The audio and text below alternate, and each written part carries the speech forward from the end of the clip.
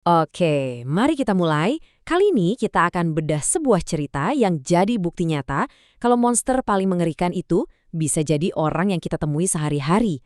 Ini adalah kisah tentang ego, pembunuhan, dan sebuah kebohongan besar yang disimpan rapat-rapat selama lebih dari 2 dekade.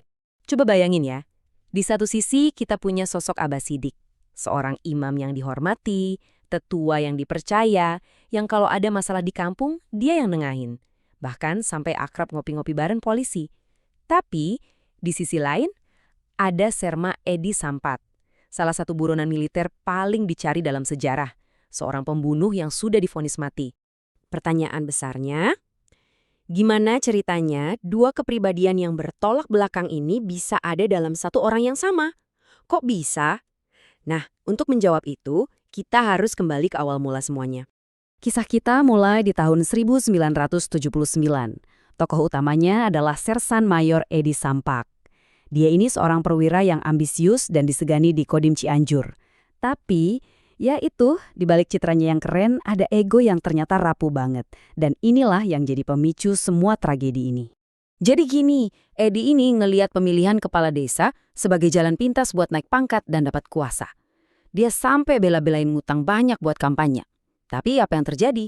Dia kalah telak. Buat dia, ini bukan cuma soal kalah pemilu. Ini soal harga diri yang diinjak-injak. Soal ego yang hancur lebur. Dia merasa dikhianati dan akhirnya putus asa.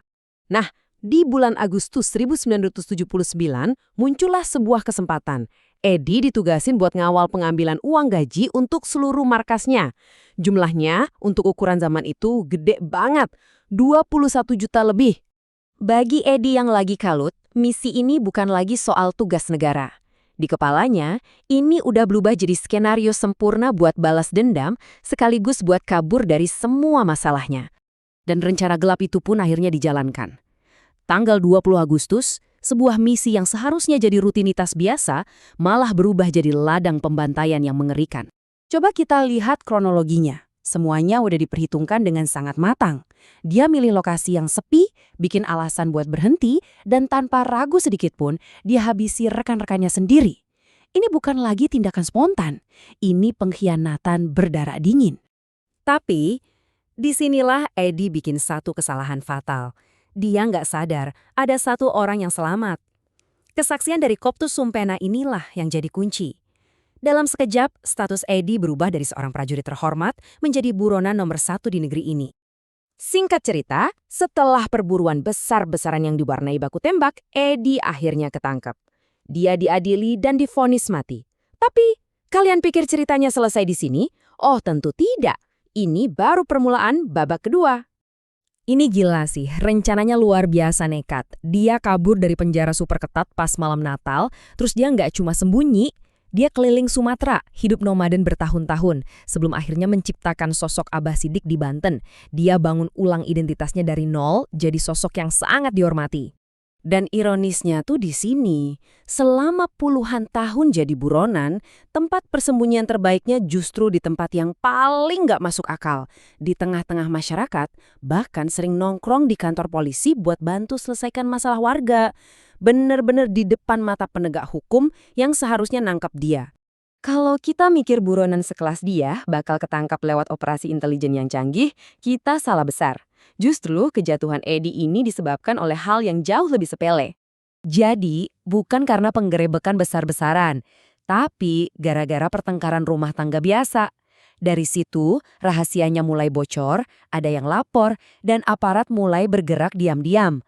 Penyamaran yang dia bangun puluhan tahun retak gara-gara masalah keluarga. Puncaknya di tanggal 22 Februari 2006. Akhir dari pelariannya bukan dengan suara tembakan, tapi cuma dengan ketukan pintu yang sopan. Seorang petugas datang, mengulurkan tangan buat salaman, dan bilang dengan tenang, "Kami dari Garut, Bah." Cuma dengan kalimat itu, seketika topeng Abah Sidik yang dia pakai selama 22 tahun hancur berkeping-keping. Dan akhirnya, Edi Sampak yang waktu itu umurnya sudah 67 tahun, harus kembali berhadapan dengan hukuman yang berhasil dia hindari selama puluhan tahun. Dia sempat mengajukan gerasi, minta hukuman matinya diubah jadi seumur hidup. Tapi permohonannya ditolak, bukan cuma sekali, tapi 2 kali oleh 2 presiden dari era yang berbeda. Gak ada ampun baginya. Pada akhirnya dia memang berhasil lolos dari regu tembak. Tapi dia nggak bisa lolos dari takdir lain.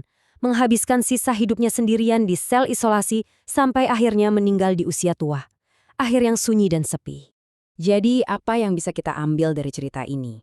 Kisah Sersan Sampak ini jadi pengingat yang jujur aja cukup bikin merinding. Gak peduli seberapa sempurna kita membangun penyamaran, gak peduli seberapa lama kita lari dari kenyataan, kebenaran dan konsekuensi itu pasti akan selalu menemukan jalannya untuk kembali. Karena pada akhirnya, bahkan kebohongan terbesar sekalipun pasti punya tanggal kedaluarsa.